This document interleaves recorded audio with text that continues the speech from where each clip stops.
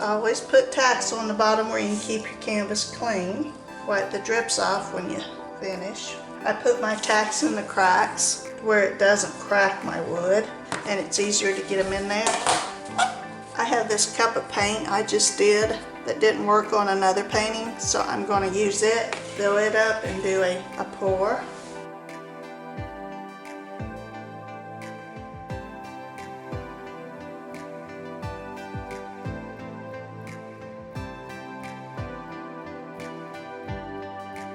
This is just wasted paint that I scrape off my counter when I'm done with the pour. I'm going to put it right around here.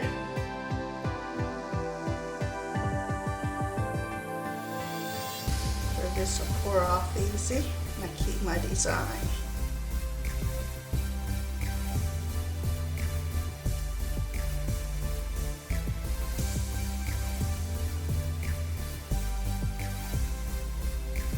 I don't worry about anything getting on my counter. I scrape it up and put it in one of these containers and use it again.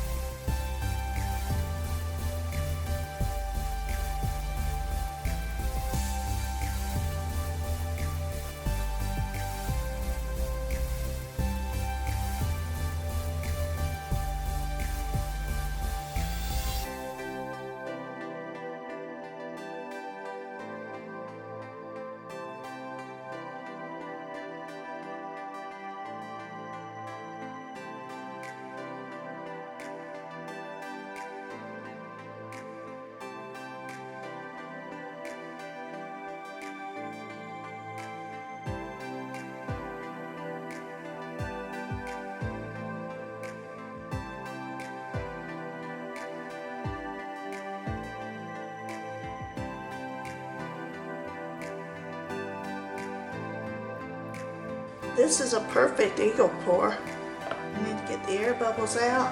Let that dry. I'm getting the air bubbles out. I noticed there was quite a few, so we're going to get rid of them.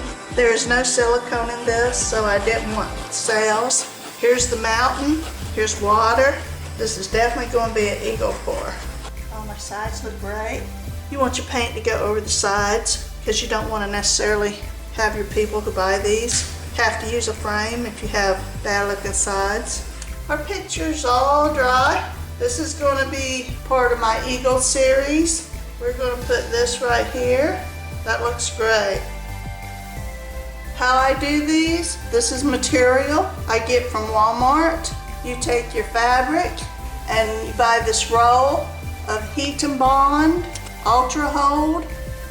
You iron this on the material like this, cut out your pattern, and it leaves a nice coating on it to keep your fibers on your fabric down. You don't get that fuzziness. It's just like an oil painting when you're done. This stuff's very inexpensive. The material was a little over $4 a yard. All I do is glue.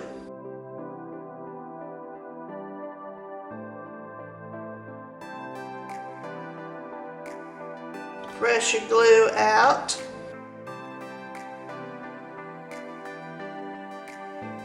Press all the air bubbles underneath out with your side of your finger. The glue does not hurt your painting at all. With a wet paper towel, wipe it down.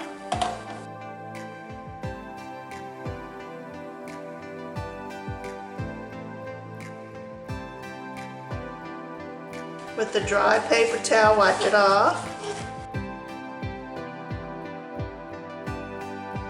There you have it.